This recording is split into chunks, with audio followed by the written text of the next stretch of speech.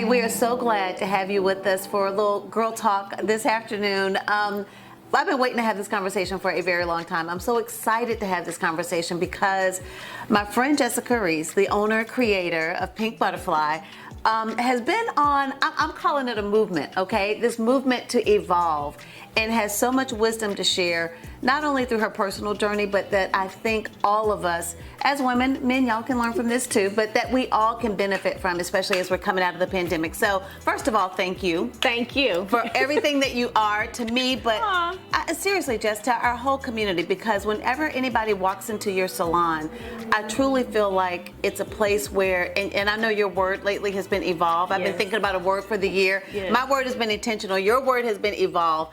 I know a lot of people who follow you on social media know a little bit about your story, but they may not know the whole story. Before we get into that, tell me how you have evolved over the course of this last year. Ooh. Where do we start? It's a lot, How much right? time do we have? I know, right? We talked about the pivot, the pandemic. Yes. I mean, and it really did lead to this evolution. Absolutely. Yeah. Absolutely. Yeah. First of all, when COVID hit, you know, the salon industry or the beauty industry, because we are in close contact with people, we definitely had to shut down. That was one of the first places that had to shut down. And we had to figure out, how do we continue to do business if we can through the shutdown. You know, a lot of people left the office and just started working at home. I necessarily couldn't cut your hair and style your hair from my house.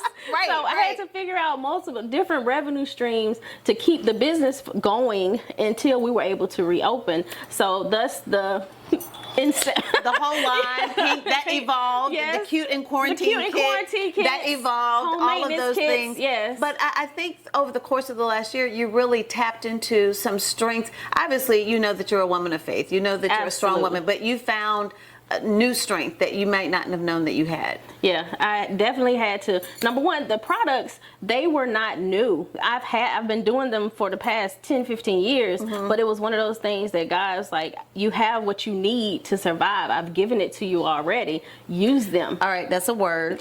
That's a word. Yes, because a lot of people during this time, they really had to look at the things that they had in their hand that they could do that was different from what they were doing. And a lot of people weren't even happy with what they were doing. Right.